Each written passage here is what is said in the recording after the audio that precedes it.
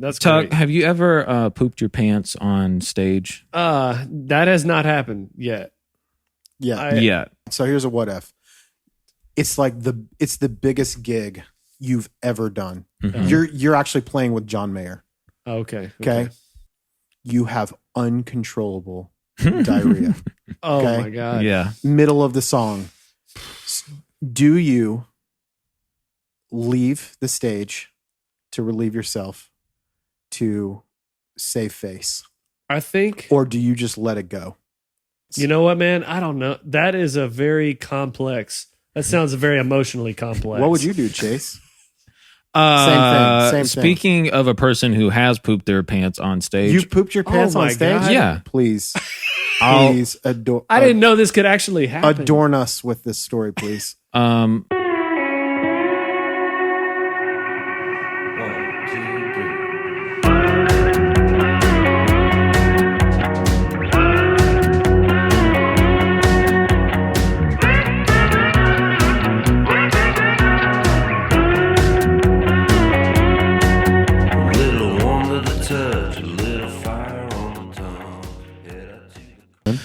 All right. Well, I will be honest with everybody. I do feel like I got to get my energy up. Got to get it up. But it's going to be good. It's going to be a great podcast. It's going to be great, man. I have total faith in you. Thank you, You're Tuck. very talented. Thank you, Tuck. My eyes, you know how you get those squinty eyes in the morning? Yeah. Oh, yeah. That's what I felt. That's My what you got eyeballs right now. are right now. I'm like, but I believe by the end of it, I'll be. Get through that coffee a little more. Yep. It'll be good. Okay. So, got to do a little housekeeping real quick. Okay. Just excuse me for a couple minutes. I'll try and be quick. Let's see here. All right, guys. Once again, let's subscribe, like, and comment. We need to pick it up. We need more. Last night I did have a low point for some reason. For the last 5 episodes, I've been feeling very motivated. Let's get this going. And then, but I'm well aware that I need to put in a year or two to actually see any results. But last night I was like, what am I doing? How long is this going to take? Yeah. And You already came off of the 1 to 2 years in your mind. yeah, I feel like I've been doing this for a year now at this point. I am on my 6th episode, and man, I am worn out. Are you burnt Really? out, Chase? And the thing is, like, I remember watching podcast videos and they were like, it's going to hit you. You're going to hit that podcast burnout. And I was like, never. I'm going to Never, do this. man. But yeah, I'm burnt out. So I need comments. I need likes. I need motivation. You got to get that dopamine hit, bro. Yeah. And my friend Scott Hall, who we know and love, contacted me the other day and gave me we talked for 30 minutes and encouraged me and said I was doing great. And I hung on that last night. And I was like, I can do it. Yeah, man. Anyways, we're here. Give me the motivation to keep doing it. All right. So to incentivize you to comment, like, and do all that, we got our positive and negative feedback comments, and where I read off literally any comment that is posted. All right. New YouTube subscriber alert. Whoop. All right. We got Joanna. Jered, I'm so sorry, but can you tell me your last name? Sherman. Joanna Sherman. Is it Sherman or? Yeah. Well, it's Schurman. Oh, okay. German. If you're is it German? If you're German, yeah, it's like Austrian. But since we're in the South and everybody knows people that burnt their way to Savannah, we just say Sherman, and everybody's like, "Oh yeah, I got it. I get it." So we're not Confederate people, but Kinda. When in Rome, Well, now I know I can call you yeah, Jared Sherman if I want. Yeah, or Schurman, and Schurman. I'll probably perk up a little faster. Okay. All right. Anyways, Joanna Sherman, who is Jared's wife, and Gregory Y. Okay. So Joanna, thank you for the subscription. Thank you so much. Gregory, thank you for the subscription. Gregory went above and beyond and said, he also commented on the Last Strokes video. He said, great job on me and Garrick's cover. Actually, he just said great job. Okay, the rest was my notes. He said, The rest was in your head, man. yeah, he said, Oh, and then I told him, check out my podcast if you like the cover. And then he did like that comment. So, Gregory, I hope you actually listened to the podcast. If you didn't, there is forgiveness. But I swear on my life, you better have listened to that podcast. Yeah. Okay. New comment alert on YouTube. We got another one. A guy named Jered. Do you guys know a guy named Jered? Right. Possibly. Yeah, I don't know who Like this the guy was. Subway place guy it. or like the jeweler? No. I think you're right the first time. I think it's the Subway guy. Yeah. Jered from jail, the Subway guy wrote, Elon Musk sent me here, which I replied, doubt it. Okay, and then a little update about the last episode. It hasn't came out yet, but you'll see it. Me and Seth talked about a Luke Bradley that commented on one of my episodes, and I felt like I knew Luke Bradley for some reason. And I found out who it was. I was talking to my mom the other day, and she was like, did you see the comment that I posted on your episode? And then I was like, no, I never saw it. And she was like, I think I changed my name to Luke.Bradley. So the reason why it sounded familiar is because my mom 3 weeks ago, when I was like, can you like leave a comment or something on there? She was like, I'll just change my name to like Luke Bradley or something. Oh, I see. So your mom's like actively changing screen names to like boost your confidence. I love it. Exactly. Only mom would do that. Yeah. So I knew why I thought Luke Bradley sounded familiar, and now I know why, because it's my mom. Okay, and finally, this episode is brought to you by nobody, because I couldn't think of a fake sponsor this week. So Yeah. Actually, that's pretty convincing, because we were watching the one last night, right? And I'm like, he's already got a sponsor for this? And we're watching, I'm like, oh, okay, I got it. But anyways, no ad today. We are sponsored. Keep that in mind. People do sponsor us, but just no ad today. got it. Okay. All right. So imagine epic music behind us, okay? My guest today is roaring like a lion. And not because he played with Daniel Bashta, but because he's like a literal lion. Did Daniel Bashta, did he sing Roaring Like a Lion? Yeah. Okay, good. Okay. Yeah. He is alive, and he is alive, but he is a live and studio guitarist, audio engineer, and music instructor. He is a bomb dad to a beautiful little girl. Two girls. Dose. I knew that you were a dad, but I couldn't remember to whom. This guy right here has worked with Daniel Bashta, like I just said, Harvest, Jonathan and Melissa Helser, John Waller, Wilkes, After Edmund, and others. He works for a nationally traveling corporate event band called The Free. Even though Jered got a fire haircut yesterday, we cannot even imagine having the head of hair that this guy has right here. And I literally can't imagine what I would do with myself. I can't imagine the amount of attention that I would get with that hair. Anyways. Can Chase touch? Chase touch your hair? If he chooses, Can I touch your hair, please? Yeah, man. You can touch it. Can you describe? Could you describe? Hey, I mean, you want to be. This podcast is like all inclusive. Yes. You've already gone worldwide. Yes. But yeah, I am worldwide. For visually impaired listeners, they need to. I think we needed like a description of. We do have a lot of blind listeners. I know, that's what I'm saying. So I think you need to describe what you just felt when you were had your hand through the locks. Let me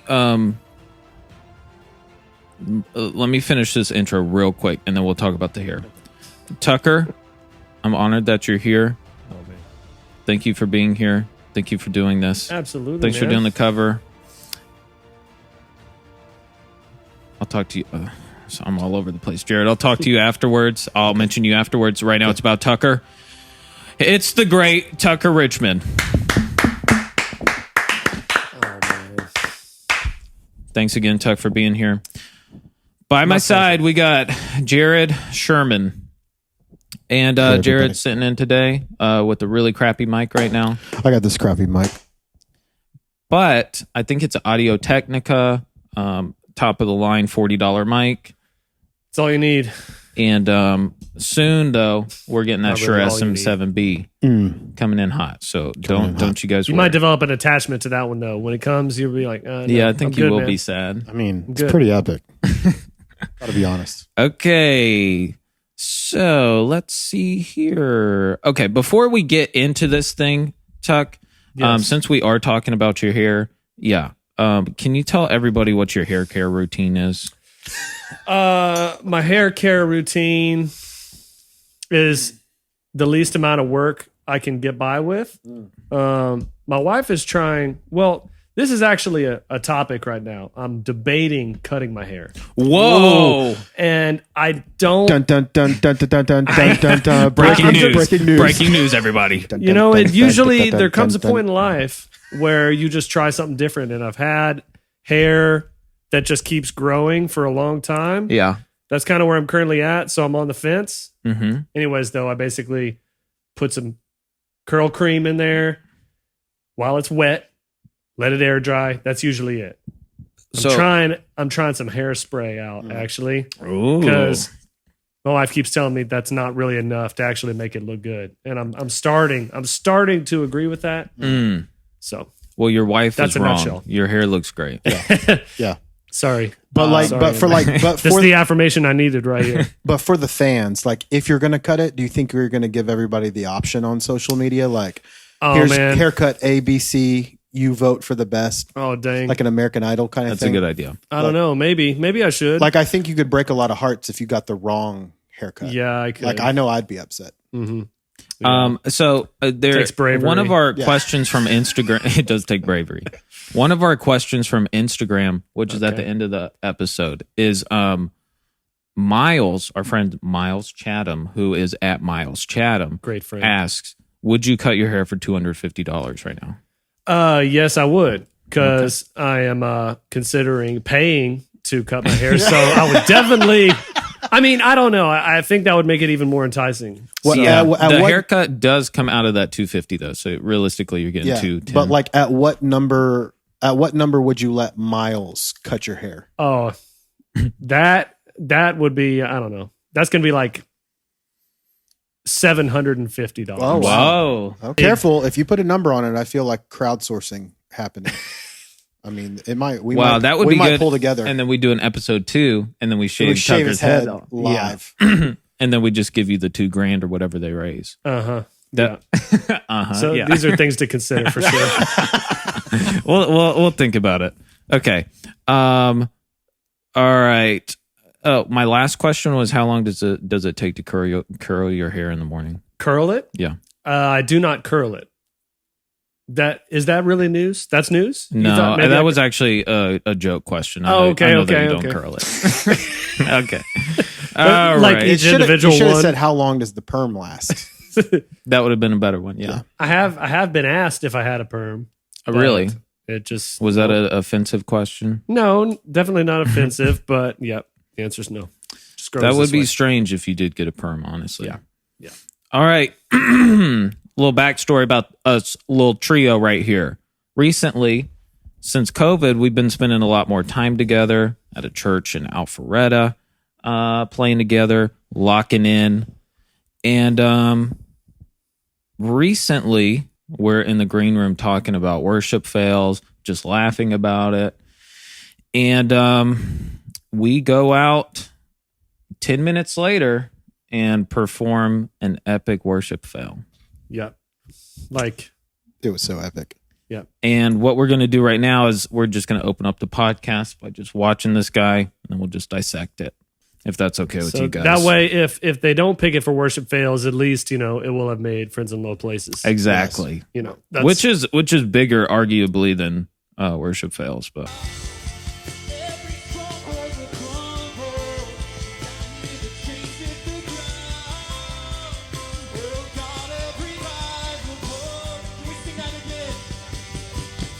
dun, dun. And then Tucker's looking at me like, dude, I think. Then I proceed here to, oh yeah, we're good, man, we're good. I think one of my Nothing favorite. happened. Oh my God. I got two of them going right now. We got two at once. You've got a worship fail, playback fail. Okay. I think my favorite part about that, Tuck, is that you, when you were ending, you look back like, okay, what is going on?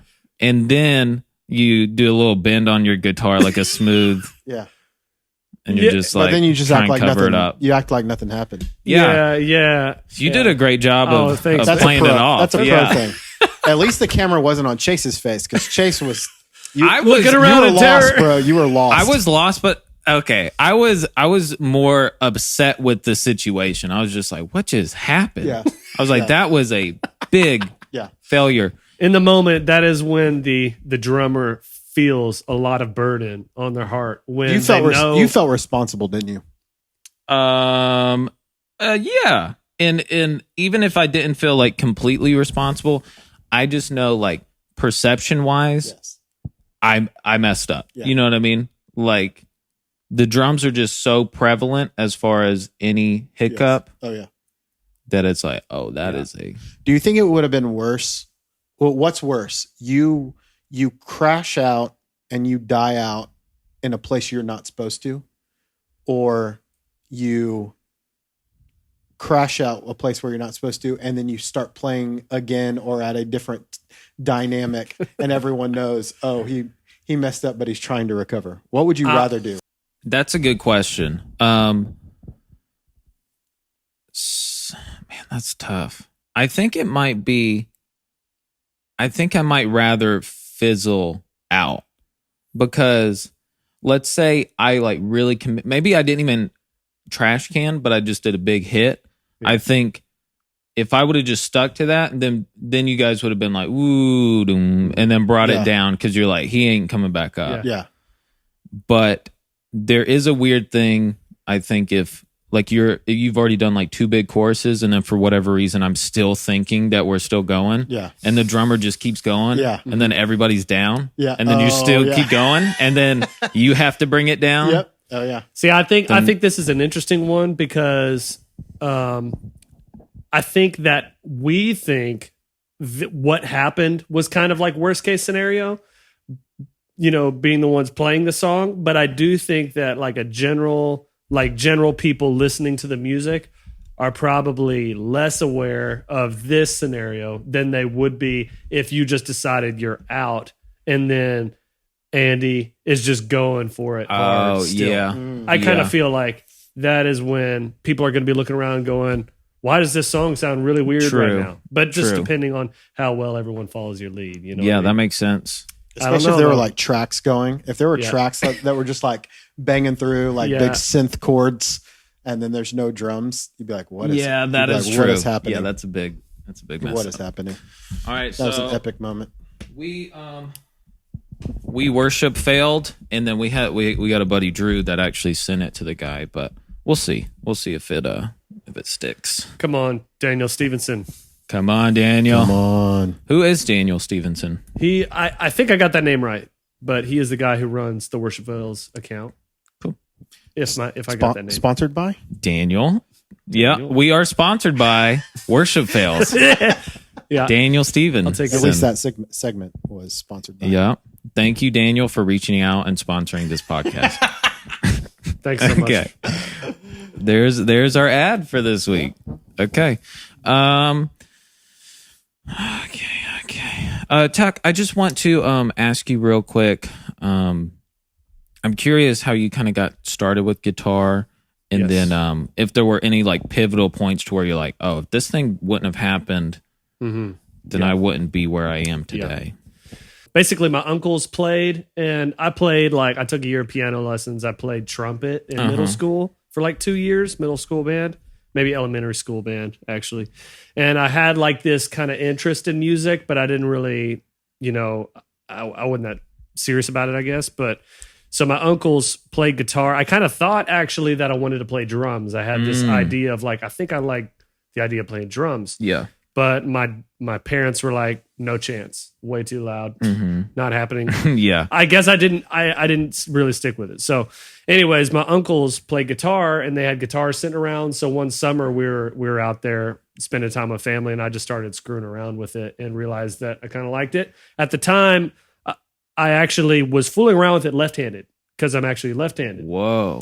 So that's a weird thing because if we've been friends, you've seen me go like this. I air guitar left-handed, but I don't play left-handed.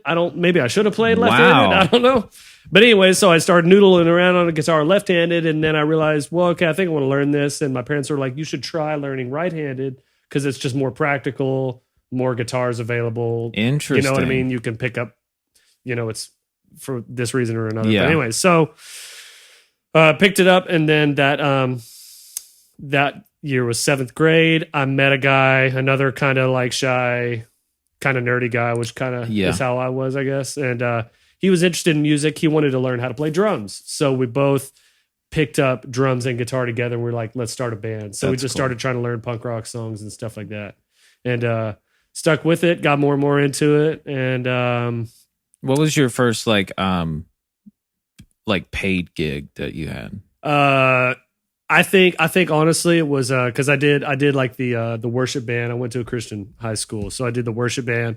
And the guy who ran the team there, he did some stuff at a church as well, and he needed a guitarist, and he asked me to come play, and I was like, oh sure, yeah, like I'm playing somewhere different. And I remember I brought my giant like 410 amp, like, but afterwards he handed me a check for $50 and I was like, why? What are you doing? Why? I was pretty surprised. I was not preparing to be compensated, which was cool. And I was like, this is fun. That's a weird feeling, right? Yeah, it was cool. I literally the thought didn't even cross my mind. I just thought I'm just playing music, I know. at this church. And that's this guy asked me to. Yeah, I feel like when you first start out, that's how it feels. You're like, I'm just doing this for fun. And then the second somebody's like, I'll pay you $100, you're like, what? Yeah. Are you serious? I can get paid for this? That was the first one that I remember. And then did you just start playing at different churches and then getting different connections and stuff? Yeah. So when we started, when I started like jamming with my buddy, after a few years, we just got more and more into the idea of like starting a band. You know what I mean? So I like started a band with him, and then I had like a metal phase. I was really into like metal and wanted to be good at metal music. And I don't know if I really got that good, but it was an interest for a while. So we started like a metal band. I think that was the first band now that I think about it. It's kind of funny to think that it was a metal band. Do you know what the name of that band was? It was called The Surrender. Ooh. I think. I don't even remember the name of it, actually. I'm trying to remember now. I'm pretty sure it's called The Surrender. We had a 3-song EP. Yeah. And so we did that, and that didn't last too long. I kind of realized, I was telling you this the other day, I was like, I either need to practice a lot more at metal, or I need to just kind of pick a different approach. Yeah. So basically got into like doing bands and stuff with friends. And that were you doing churches too at the time? Not at the time. I started with that. Well, actually I take it back. At like 16, I think when I was 16, there was like a church in the Kennesaw area that had like a really good worship team, like a few guys. I think Nathan Bedingfield, if any of y'all know him, so I went like to this church and listened to this worship band play, and I'm like, these guys are like really good actually. And I was like, this could be cool. And then I heard they had auditions, so I basically auditioned for that, and I got on that team. Then that kind of got me interested in doing that, and led to like doing church stuff around town and stuff like that. So that's so probably at like 16 or so, 16, 17. As far as where you are now, was there a point from 16 to now to where you had some cool gigs pop up and you're like, oh, I freaking made it right now? Oh, I don't know. That is an interesting idea. I don't know if you ever feel like you've made it. I mean, I guess maybe I should talk to someone who is by a lot of people's standards made it and see what they think. I know what you mean, but the reason why I ask that is because I feel like as musicians, we always get like a little hit. We always get that little gig and we're like, I freaking made it. Yeah. And then a couple months, a year, 2 years down the road, you're like, I did not make it. Or the next day. And then COVID, and you're like, why is everything that I do not happening? Yeah. Nothing is happening. Yeah. How do I continue to create music and I whatnot? know. But, Yeah. yeah, I mean, Daniel moved to town. He was living in Alabama, and he moved to town and got a job at Riverstone Church in Kennesaw. And I had mutual friends over there that I had, done some camps and stuff like that with. So when Daniel moved to town, if any of y'all fans of the podcast know Daniel, he's a one-of-a-kind dude. So anyways, he moved to town, and my friend Brad Willoughby reached out to me. He was like, hey, you got to meet this Daniel guy. He just got a job at the church. I think y'all would really click or whatever. So, so anyways, I just came over. He introduced us, and we just started playing together at the church, and eventually kind of a spot opened up on his team. And, and that was a cool moment, because it was around that time he had a song, the song blew up, and Was it Roaring Like a Lion? yeah. Okay, so I was spot on with that intro. Right on. You were spot on, man. Okay, good. So From the little that I know, I mean, I know about you. I just know that you around the Atlanta area, Tucker is very highly looked Legend. at. Oh, man. Yes, Legendary Yes. status. oh man. for real. And Once I yes. cut my hair though, it'll all vanish. Careful, That man. is- It's like Samson and I Delilah, know. man. The secret to your power, bro, Yeah. is in the all of a locks. sudden I just suck, and then I'm gonna Yeah. become a pilot or Like, something. Yeah. It all went downhill when he cut his hair, man. I remember. I was there. But that would be cool if you did cut your hair and then became an awesome pilot. And then you're like, did you hear Tucker cut his hair? And now he's like, Oh, yeah. he's the top pilot at Delta right now. Hey man, He's actually killing it. it's And we're possible. like, what?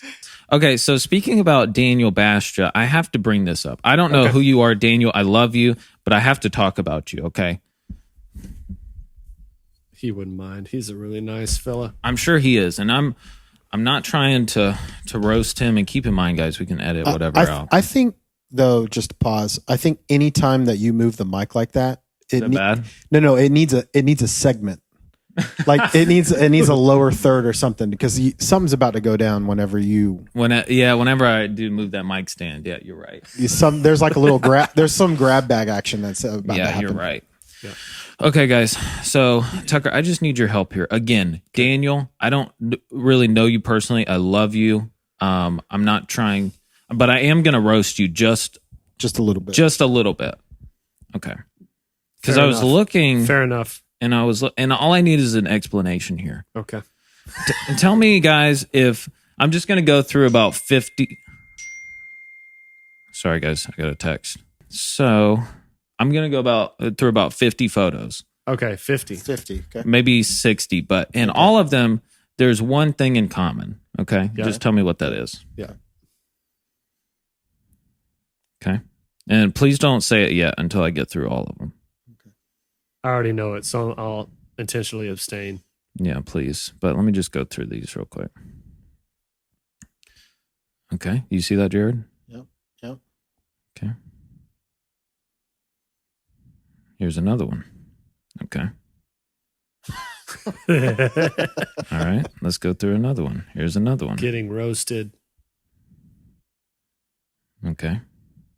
Everybody seeing this? He's with Tori Kelly. Dang.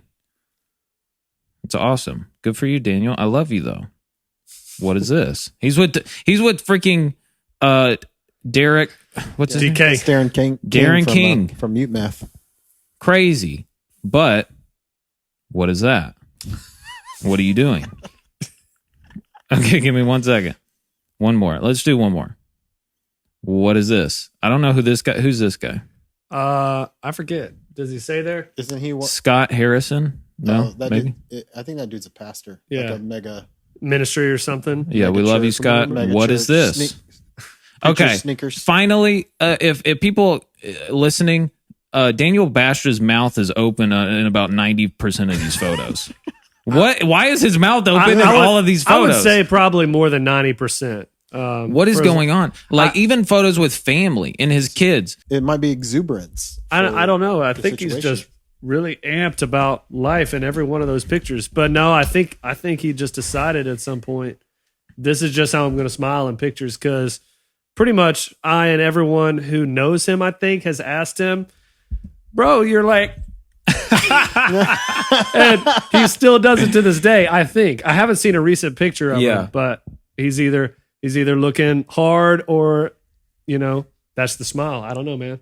All right. I guess you'd have to ask him yourself. That was like you send him the podcast and ask. I think I will. And that was it was just like this weird phenomenon that I was like, let me just look at Daniel Bashta real quick. You lost some sleep over it, for sure. I did. Yeah. And I was like, why is his mouth open in every photo I see? But Daniel, again, I love you. It was just a funny thing I had to point out. I was very confused. Yeah. I'll ask you in person. Very confused. Yeah. At some point. Anyways, it's it'll be a secret that I don't know if anybody will ever find out. All right, let's talk about our cover, Edge of Desire by John Mayer. Mm-hmm. Okay, so I think this is the perfect song for us. I heard you at one of our Sunday morning gigs. I heard you just playing the song. Mm-hmm. And then, of course, I started playing it. And I was like, oh, that feels good. That should be our next cover. Yeah, definitely. And, so I'm excited for it. Do you know where you were the first time you heard this song? Oh, man. I think, honestly, I was just listening to the record, actually, like around like the year it came out or something like that. Mm-hmm. I have a memory of driving down the street in front of a Kroger, actually. Interesting. That just popped into my head. But I remember like that opening track on the record. I was like, oh, it's a cool song. So I was just kind of flipping through tracks, and I think I heard it. That's cool. What a beautiful memory to have with that song beside a Kroger. Sorry, that's the best I got, man. I didn't. That's the best I got. My memory with that whole album, I really got into Mayer in high school when I had my first girlfriend. So I was like killing John Mayer while I was in love for the first time. Mm-hmm. And then I got my heart broken 2 months into this beautiful relationship that she just dumped me, and we went to prom, and I'm pretty sure she just used me for prom. And then and a month later, she just left me. She just needed like a good photo or Gone. something. Yeah. Sorry, man. I thought it was real, but it wasn't. Is a one. No, it's Did you more. Cry? Were you crying to that afterward? Like, What is it? Dreaming with a Broken Heart. Cried my eyes out to that one. Yeah. Because she's gone. Can we get a shout? I mean, what's her name? Come on, we're gonna trash folks. If we're going all out, hey.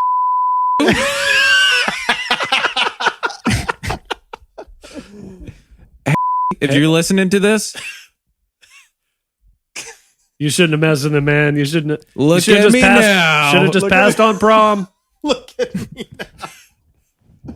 Yeah. Friends, look at all this places. Now. Are you upset? Are you sad? Dude, I think she's actually, you should calm down. She's really going to find it, I think. I think she's really going to watch it. I hope you do. I hope you find it. I hope you do watch this. As a matter of fact, maybe you shouldn't calm down. Okay, maybe. It's up to you, man. I might bleep her name out, but. You should. Yeah, I should? Yeah. Okay, I'll bleep your name out. All right. That was a good bleep. Okay, so you have yet to record your side. I've recorded my end. Which I'm sorry about that. Dude, please. Does that feel kind of annoying? Like when you get it done and you're waiting on like your guest to like, come on, man, finish this. No, what feels annoying is that podcast to make, man. No, what feels annoying is that I have so much of a lack of a schedule right now that I feel like quitting. You know what I mean? So I'm sorry, bro. You're gonna be fine. When I get 3 or 4 weeks ahead, I'm gonna be like, okay, now I can breathe and go week by week, but not have this like crazy pressure around it. So if you miss a week, it's not annoying. Just a random thought. I think all of your fans will still love you and still support you. If you just got to miss a week, I think it's gonna be okay. Because at the same time, I'm not telling you to do that, but yeah, you're right. Because I think you're right because all my fans right now are my immediate family. So I think that they will love me. Yeah. Whatever YouTube name your mom changes it to Luke Bradley. For this week. Luke Bradley will always love me. It took me about 2.5 hours to actually record this thing because I didn't realize how difficult it was to get that. Yeah, did Steve Jordan play on that one? I think he did. I think so. Jared? It definitely sounds like think Steve it was Steve Jordan. But I know, man, that subtlety, like I know. You're like, he's playing a beat, whatever, but then you try to play it, you're like, why does it sound nothing like Steve Jordan? Yeah. But I ended up getting it pretty dang close. and yeah, you killed it. it'll work. Sounds really, really good. But I'm excited to see your part on it. It's gonna be sick. Do you know what gear or guitar that you're gonna use to record this guy? I mostly play a Strat now. So Strat is obviously the Mayer vibe, but I'm pretty sure Mayer plays an SG on this song. Interesting. Actually, I don't know that for sure, but I've seen him play it live. With Little SG. backstory: the way I learned the song, a student brought it in and was like, "Hey, can we learn this?" And I played it, and I'm like, "Oh, that's a little hard." Yeah. So, but it turns out 30 minutes was just enough time to pull up this live video and just really study it. And he was playing an SG. So, since he's playing an SG, I was like, okay, I could play the Strat, but I actually thought about playing a Telly on it. I thought that might be like different, but Yeah. I haven't decided yet. Well, but you'll probably find out. one of those two, and then You'll find out, listeners. You'll see when it comes out. The sorry, Tuck. The SM7B is here. okay, let's grab it. All right, let me. Unless y'all want to keep rolling with Next time you see me, I'll have another mic. I don't know, Jered. It Should we do, like, it the really real suits fun- you, man. Should we do Yes. the real fun thing, like the snap thing? Like Yeah. and oh, We're back. Look at Jered. boom shakalaka. How did you get that SM7B? Oh my gosh, How did that get here? bad dream. Wow. What? It's Guys. actually a good dream. Guys, I was there and I was using an Audio Technica mic and it An Audio was Technica so mic. scary. It's frightening. Jered, I'm so sorry that you had that dream. I mean, ah! Oh, God. I got There it is. We are professional around here, though. Don't forget. We do we do costume changes and microphone changes. exactly. Mid-show. And we do have my iPhone 12 taped to a stand right now, so we're professional Let's around hope here. that tape holds. Well, you got a case. It'll hold. It's some nice Scotch tape. Don't worry. Good. We're waiting for a stand sponsor, Yeah. tripod sponsor, Davison Jefferson. What's his name? Manfrotto. No, who's the worship fell guy? Oh, Daniel yeah. Daniel Stevenson. Daniel Stevenson. If you Come got on through, baby. some stands. Okay. Marathon update. I have no updates. No updates at all. None. Have you been training or? Yeah, No, I mean, no more nipple butter. so Mother's to best. be honest, I still have to do my 20-mile run, and the weekends have been rough because it's like, do I want to be gone for 3.5 hours? You know? Mm. So I've still been running, but I still haven't done that long run that I need to do. And I will do it, but like I said, it's like it just takes up an entire day. That's what it feels Yeah. like. And then I'm freaking exhausted. What about Yeah. a treadmill? but, Oh like, my multiple God. times a day. Yeah, I mean, I Do guess I could space it out, but I feel like a wiener spacing it out. Okay, You know what I that's mean? saying, yeah. It's not Like I feel like accurate. I didn't do it. Yeah, it's not accurate. And also, I've tried to run on a treadmill a long time, and that is hell on earth. Oh, I bet. It's like just seeing things when you run is way better than just being there for hours, like just looking at a building across the street. You know? Yeah, that seems bad. All right, that's the. That's the marathon update? That's sad, man. I know it is sad. Golly. I'm feeling unmotivated about the marathon. I'm feeling unmotivated about the podcast, but I'll feel better. You know, Yeah, you'll just you'll- going through a little. Yeah. A I mean, little that dip. is. I have had the thought a couple times. Man, Chase is trying to start this podcast, or not trying. You're doing it, and Thank you. training for a marathon. That is a lot. That's a lot, man. It is a lot. Not saying you're not capable. I totally believe in you, Yeah. but Thank you. think if at any point you're feeling like, why am I doing so much? I think that's pretty normal too. Yeah. But I also think that's my inner wiener. You know what I mean? Just being like, You're- why are you doing so much? It's going. You sound like It's backing in. it's like David Goggins. Your David Goggins is I was in the talking pool. to you.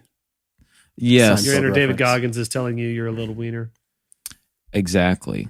And I know that there is that David Goggins in me that's like, get up and just do it. But he's fading out a little bit today. okay. You know? Yeah. He'll be back though. I just need to listen to him some more. I still need to. I need to read the David Goggins book. Definitely. You would like I still want. I love David Goggins, really, Mm-hmm. but I need to read the book. It's really good. I do wonder sometimes. I'm like, because my friend read the book and he told me like David Goggins does admit that he has those same feelings, that he like gets up and just stares at his shoes instead of run. But then he basically makes himself run. Yeah. Okay, so Jered, I saw you took a poop when you first came in. Yeah. Did you use the bidet? No, I wanted to. That's intimidating, man. I saw it in there earlier. And I'm like, oh my! I've never been. Of gear. I've never been overseas. Never been out of the country because that's kind of like where they're like super popular, right? Like I heard like in Japan, France. Yeah. I don't know. I'm making crap bidet up right now. All day. Bidet. Yeah. Bidet all day. Yeah. But it's very intriguing, right? Because you've got. I mean, can you just walk us through like what the process is? Like, I'm a newbie. Please, okay, like please do. I'm at the bidet dealership. Yes, you're the guy. Salesman. You come in like I'm walking in off the street. You know that awkward thing when you're like looking for a car. Yep. And you get out of your car and you're like, oh god, here they come. Yeah. Right. Okay. Yeah. Vultures. So I've just pulled in. Okay. Bidet dealership. Right. Let me just say that I'm not the best at skits or acting, but let's try it. Okay. You're the guy. So just imagine bidets in all these parking spots. Okay. And I come out. And I'm the guy. Like I pull up. I'm looking for a bidet, but I'm kind of unsure. I just kind of want to like window shop. But you're gonna come up and you're gonna sell me on it. Okay. So okay. Hey, sir, how you doing? Hey, good. Good. Yeah. Hey, so I see you're. I'm guessing that you're just looking for a new bidet today, huh? Yeah, I'm kind of unsure. You're not going to be unsure when I tell you about this bidet we got right here. Okay. Yeah. This bidet is. It may look like a geriatric bidet that an old person would use. Okay, it isn't the most stylish. Okay, we do have some more stylish ones. Okay, provided by Tushy, but they are a little bit more expensive. Okay, yeah. I'm looking to spend. I mean, I don't know what's the range of price here that we're looking at for. I mean, it's a toilet seat, so yeah. As far as this cheap looking one, but it'll still spray your beehole fine. It'll clean you up. Okay. That was like important to me is like, but like the temperature of the water, that's what I'm really worried about. Okay. Well, then we're going to go towards the high end a little bit more. So you got to spend a little bit more money if you want the temperature. So the only one that I am actually familiar with, I just started working here, is the geriatric toilet one that is ice cold. It's freezing. Yeah. So that's the only one that I'm familiar with, and that's the only one that I can tell you or talk about. So I'm glad that I didn't attempt to use your bidet like here. If I'm afraid don't knock of cold it till water, you try it first of all. But if I'm afraid of cold water, like what if I have like beehole cold water phobia? Yeah, this ain't the one for you then. Yeah. But okay, so let me just describe the bidet. Yeah. And it's interesting. It's just a little tube down. Okay. And I was wondering, how is it going to spray at me? Okay. Like it looks like it would just spray down, but you just slowly twist it and it goes. It's like directed literally right. It's like perfectly at your beehole. You were inverted? Yeah, exactly. Yes. Wow. Yeah. I didn't get that reference, honestly, but no. Have you ever seen Top Gun? No, I never have. Oh man, all the cool people on this thing will love that quote. Oh, I thought you say they were going to. We were inverted. You'll watch it later. I thought you were going to say that they left when I didn't know that Top Gun reference. Yeah, they might too. Anyways, yeah, perfectly hit your beehole. My only recommendation is to keep it closed because I kept mine open and it was spraying me and it hurt a little bit. And I thought that that's the way that it's supposed to do it. But also I just might have a sensitive beehole. I mean, you're not a masochistic pooper. I think a little bit of time to kind of warm up to it and figure out your process is probably a standard procedure. I think you're right. And also warm up to it and also have warm water. I think that would help too. Do you think if you have are there like psychological problems from having a bad bidet experience? Like if it goes wrong, are you kind of like, I bet. Well, the first time I did it, the first time I used it, I cranked it all the way up to a high level and it was jarring. It was Why did you feel compelled to start at a high level? Like, it was one of those things to where like I kept messing with it and being like, it's not because I just hooked it up and you have to like undo pipes and stuff and all this craziness, and it wasn't working. So honestly, I don't know why. I don't know why I just didn't start low. Yeah.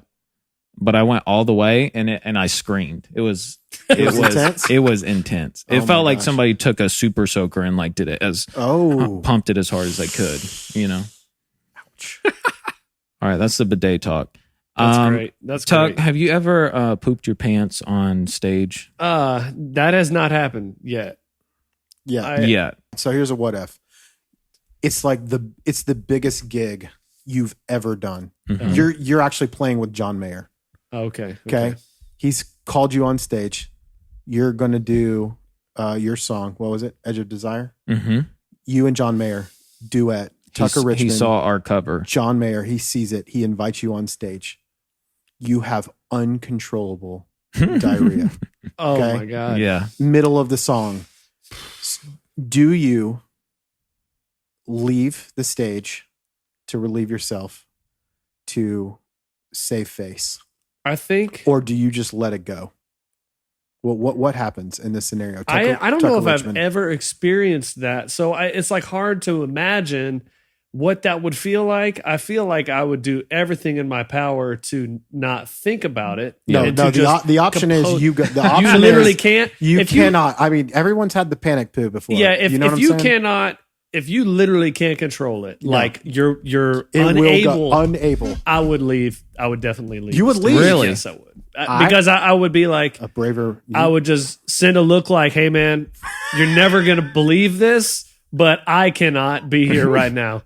Because the idea of that just happening, I don't think mentally I would be able to hold it together. I think it would just be so mortifying that I would never be able to actually perform. Like you would cherish the 1 minute that you did play with him, but that you didn't poop your pants. You know what, man? I don't know. That is a very complex. That sounds very emotionally complex. What would you do, Chase? Same thing. Speaking of a person who has pooped their pants on stage, you pooped your pants on stage? God. Yeah, please adore. I didn't know this could actually happen. Adorn us with this story, please. I didn't know this is possible. So the story. Well, first of all, to answer your question, I would in a heartbeat I'd poop my pants in playing the drums with John Mayer. Okay, cool. The first time, I have pooped my pants multiple times, but the time I did it on stage and the first time, so I never played anywhere else. And then somebody asked me and my mom, who also was the worship singer at my grandfather's church, asked both of us to fill in for him. Okay. So me and my mom go to this church down in McDonough, and I mean, it was this tiny church, but I was like terrified to play anywhere else. On the way there, my stomach is like grumbling like crazy just from nerves. Wow. And that was the whole time. And we're going through practice. I'm playing. And of course, I just think that I have a simple little fart. So I just lift up and fart, and then it just opens up. It just opens up. And I'm wearing like church clothes, like tie, slacks. And I knew immediately that I just pooped myself and there was no going back. And keep in mind that I'm nervous already. Like I'm already terrified to be there. That's rough. And then that's I just like poop. Legitimately rough. I just poop. It's like Bridesmaids. You just went. Yeah. And the whole time I was playing, I'm like halfway through the practice. I'm like, are people going to start smelling it?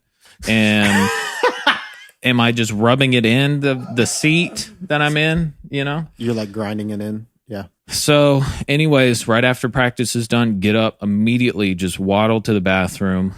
What you got to do, just in case you ever poop your pants, take off your underwear. They're done. Throw them in the trash. Gone. No longer. Wipe up as much as you can. Throw on your slacks commando. And then what I did is I went to a CVS and I just started driving. And I was like, Mom, I need the keys. I need to go. And she was like, practice. Well, the service starts in like 20 minutes. And I was like, give me the keys. I got to go. And then I just went to CVS. Mom, I ain't playing. And I grabbed baby wipes, deodorant, anything that would make me smell good. Yeah. And I was just wiping everything down there. Yeah. And then I rushed back with like 5 minutes to spare. Played the gig, Crushed it. and yeah. How does it feel to play commando? Is that like an invigorating experience? Not after you poop your Okay. pants. Yeah. Okay. Let's go into our segment of actual music talk, where we actually talk about music. Oh, okay. So Jered, you had some good ideas as far as what we could discuss. March, April, May of last year, people are just trying to figure it out, like you're saying, right? Hey, let me try some new things. Mm-hmm. But now we're almost 12 months in to this whole thing. Yeah. So, and this is an off the cuff question, maybe for both of y'all, is how do you see that COVID has changed the game? Yeah. What types of trends do you think we'll see as it relates to music creation, online, social media, that kind of things? What do you think? How do you think that's going to change the game? I mean, I'll let you talk on this too, Chase. But I mean, I definitely think the realization of like what can be done online has been like heightened for sure. You see lots of artists like doing shows online and stuff like that. Yeah. So I think that is probably, I feel like it's likely going to continue. Like a lot more stuff is going to happen online. And I think, recording, session work and stuff like that is only going to become more and more online, So for me, I feel like I've been trying to open my mind to working more on that type of stuff as opposed to it just being an occasional thing. I feel like I'm wanting to lean into doing a lot more of that. I don't know if we really do know what it'll look like. I think we'll go back to the way it was eventually. But with that being said, I think that everybody's attention, even without this COVID thing, was going towards your online presence, and I think that's just going to increase. So I think that it's smart to get out there and put yourself out there, because that's where people's attention is right now. Yeah. So I think it's kind of a no-brainer to put yourself out there and do it in a healthy way too, though, because it can be very unhealthy if you don't use it in the proper way. Yeah, that's something I'm trying to figure out, because I guess I'm intrigued by guys like, actually, I can't. Jered, tell me the guy's name. Serban. Starts with a G. Serban. Gig. I don't know. Gig. Anyways, though, like I was talking to a buddy. He's like, this guy's the top mixer in the world. Yeah. Right? And I'm like, okay, well, I want to see what his content looks like or whatever. I go to it, and it's just he's got like he doesn't have like 1 billion followers, and it's just discography, basically, like huge records. He mixes for Max Martin. So if you think anything that Max Martin has done, the guy's mixed his records. But what Max I found Martin is like the number one producer of like all time. Yeah. Basically. What I found interesting though is that he's never done a tutorial. My buddy was telling me. So basically, it sounds to me like this guy is very focused on his work and not very focused on being an influencer. Mm-hmm. And he's quote unquote the top mixer in the world, according to my buddy who's a mixer. And I found that interesting, because I feel like I'm at this point of like, yeah, we all see social media people who are influencing things and have a lot of eyeballs on their content or whatever. But I don't know. I just wonder, I'm like, yeah, it's definitely not going anywhere, but is it like the answer for everyone? Like get a lot of people watching you, be putting stuff out every day. I'm just like, I guess that's something I'm kind of like personally battling with. Like, I feel like I gravitate towards more doing the work and just letting it speak for itself, I guess. You know what I mean? I do know what you mean. But then, so that's something there's a lot of people like yourself, lots of cool people doing really cool stuff, and they're sharing that art, with the world through social media, which is a cool thing. Mm-hmm. So I'm kind of like, feel like I'm stuck in the middle of those mindsets right now, trying to figure out, what's a fit for me, Yeah. You touched on a good point there, which is like, are you addicted to the passion of the project, or are you addicted to the notoriety? And I'm saying that more in a like I'm breaking it down in a way that's, most people are like, well, I want to be good at what I do, but the reality is, like, in this whole social media age, the wanting fame and fortune and all that kind of stuff is, I think maybe sometimes we get those confused, or the line is blurred a little bit, where you would be more addicted to like people talking about you and what you're doing, then you're actually being like, well, I don't care what people think about me. I'm just going to do my work with conviction enough so that people want to work with me, right? Like I'm going to stay in my own lane and do my thing. And that's probably what, I mean, I don't know the guy personally, but he's probably like that, which is like, I just want to be like the best mix engineer in the world. And people either like what I do or don't, but that doesn't change what I'm going to do. Yeah. And it's like at the end of the day, is that actually enough? Like,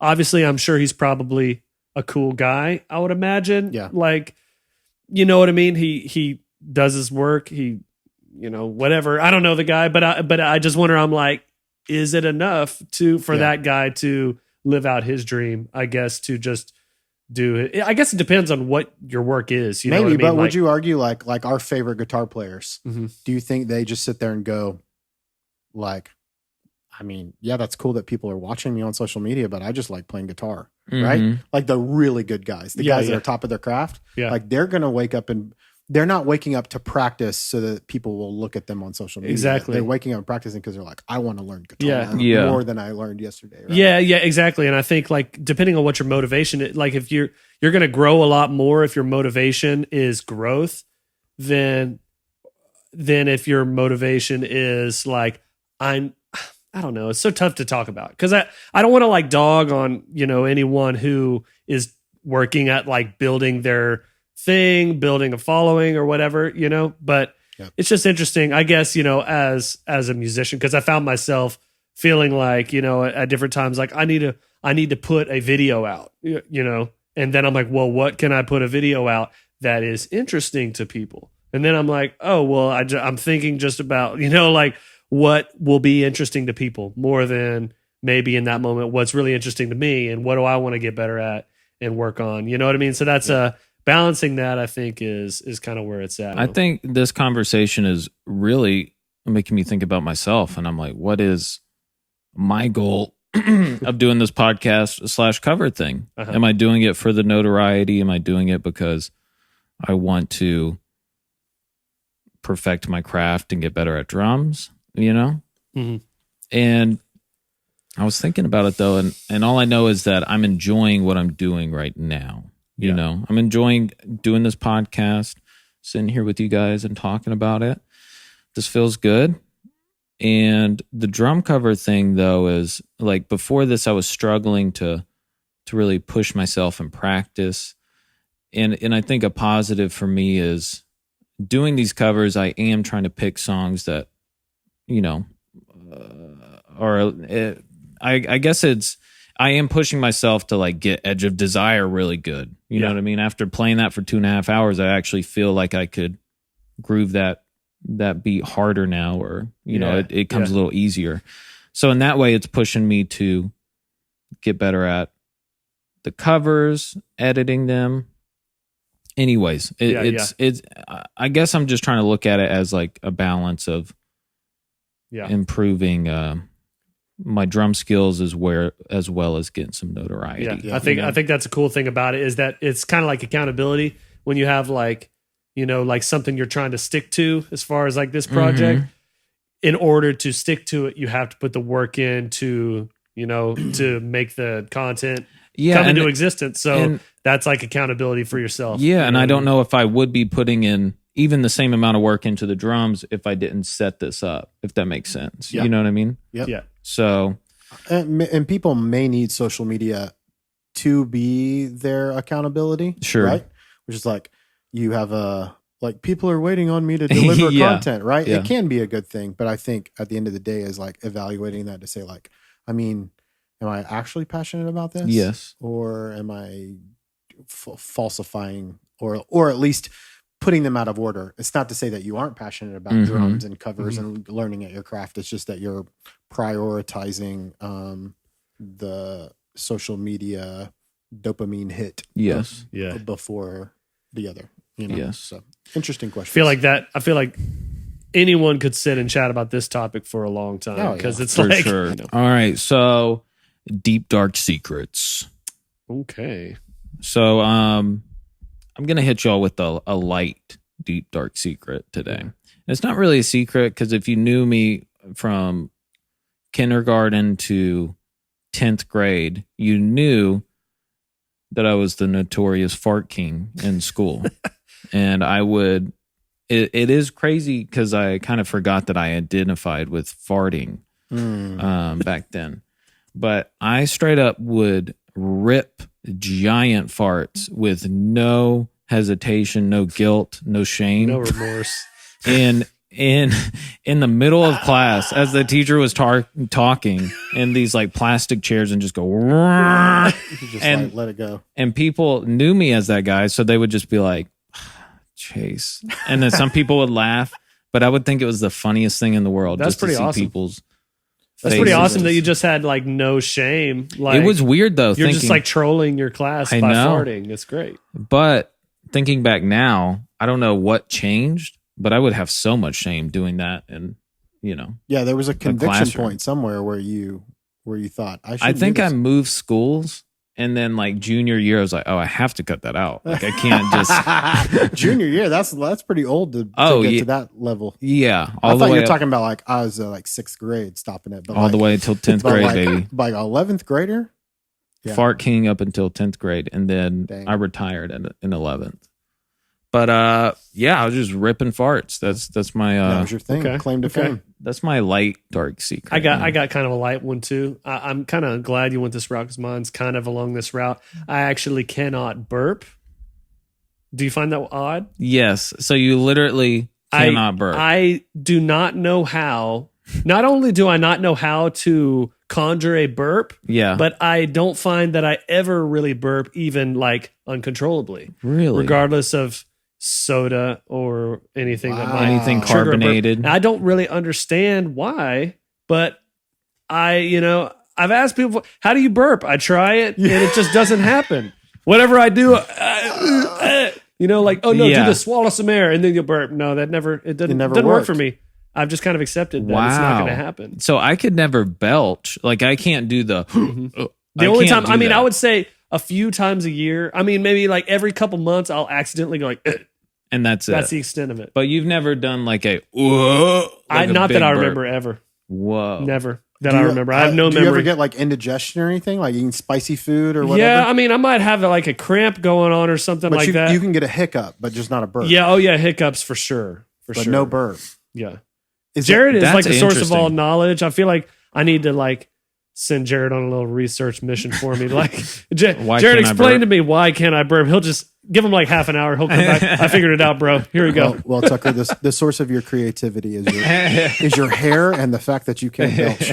Yeah.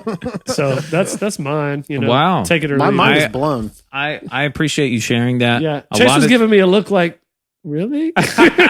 like it. I like mean, he it's- wasn't sure if it's he believed me. It's impressive. It's strange. Yeah. It is very strange. So on that note, on your relating to your secret, How I it is a method that has to occur because gas does somehow have to be. yeah. I try to be discreet, but So you're saying you are secretly the fart king? yeah. I mean, I don't know. You might have to ask my wife, I champ. guess, or my family, but I wouldn't say it's like a constant thing for me. But So it do you has to try and happen. be polite with your farts around Yeah, your definitely, family? definitely like Okay, a that's good. SBD kind Yeah. of guy. Like silent.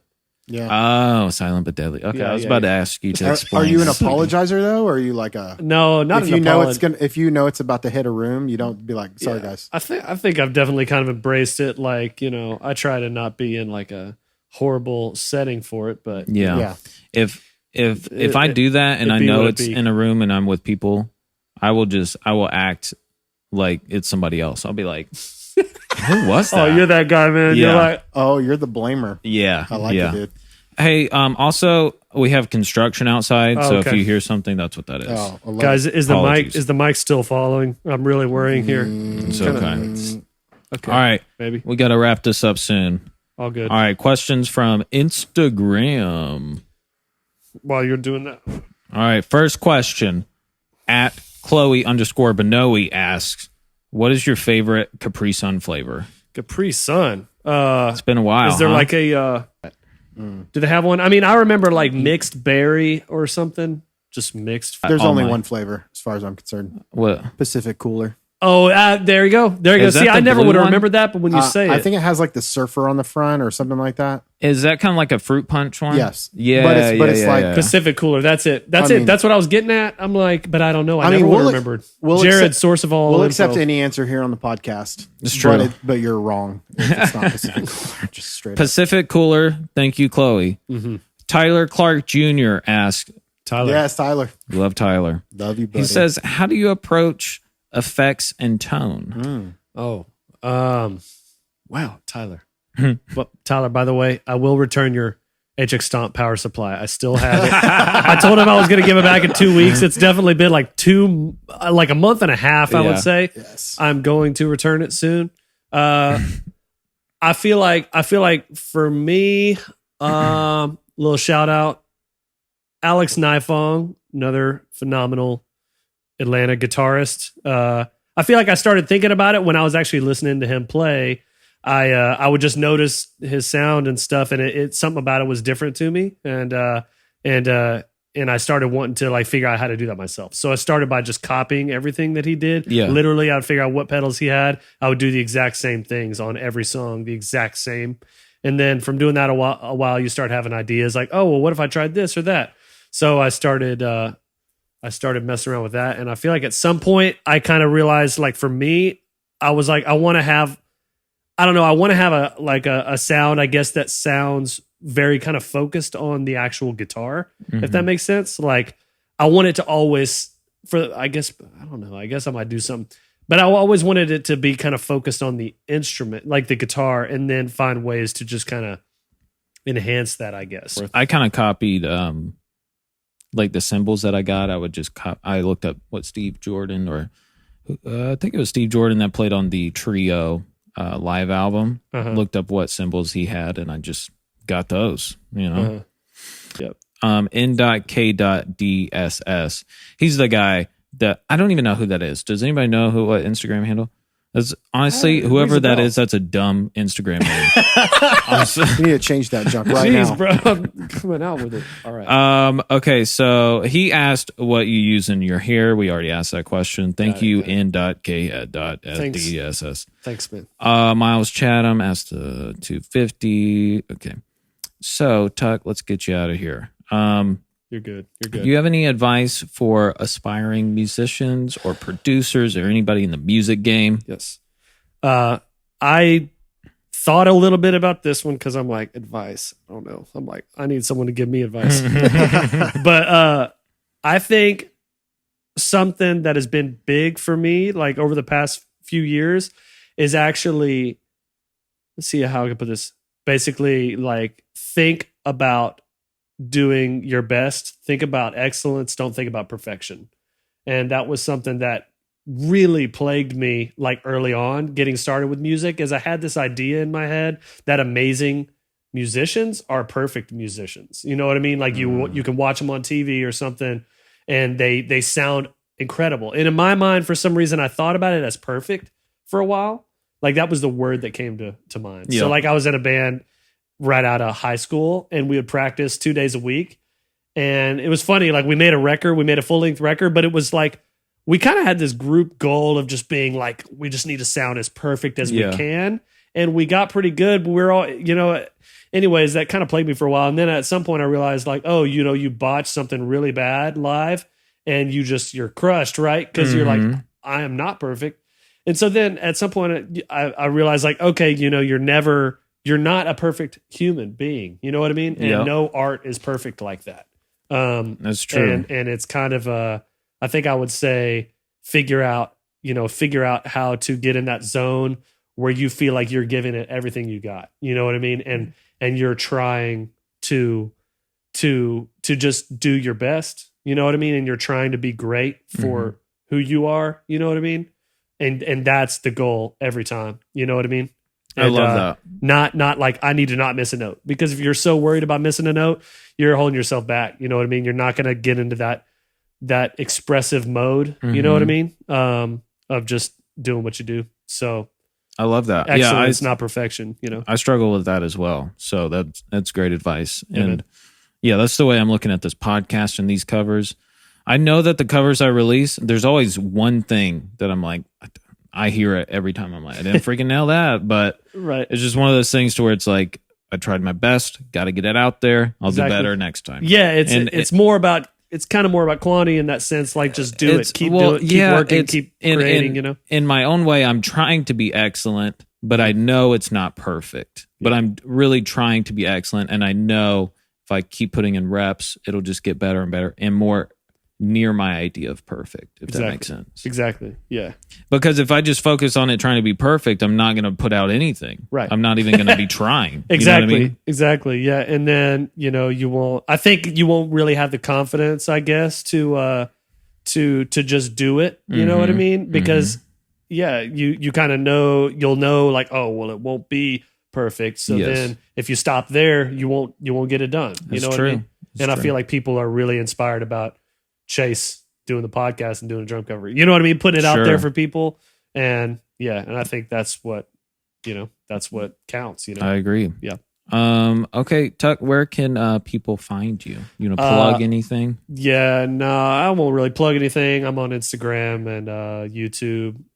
Not doing a lot right now, but I might mess around with that more this year, I guess. What's that Instagram handle? Tucker.Richmond. And I'm on TikTok as well. I thought about trying that out. I think I got like 100 followers. Wow. Hey. No, I'm just kidding. Are you doing but I haven't put anything on there in a while, so I don't know. Are you doing cute dances and stuff? No, not that. I thought I teach a good bit of guitar, so I thought about kind of trying to do more helpful instructional type of stuff on there, because it's kind of a thing. But I don't know. I'm not doing much right now. In the social media world, I've been trying to focus more on just kind of clearing my head and just doing the work. You know what I mean? I love it. But that might change. So yeah. Awesome. Yeah. Tuck, thank you so much for being here. My pleasure, so Chase. Good, man. Jared as well. The mic is thank you for sitting in. Jared is, and Tuck would agree that it's crazy that Jared's sitting here with us because we should feel honored that freaking Jared is here, sitting as a just sitting in on this podcast. But Jered is a well of knowledge and an amazing musician, a well of skill and producer, talent. And audio engineer. So it's an honor to have you here, Jered. Appreciate for real. You guys. You're a great friend. Great. Jered's a great friend. Great in all senses of the word. Tuck, you're a great friend. Thank you guys for being here. Yeah, man. Love you pleasure. guys. I appreciate it. Lots of fun. Friends in low places. Friends in low places. Okay. Killer.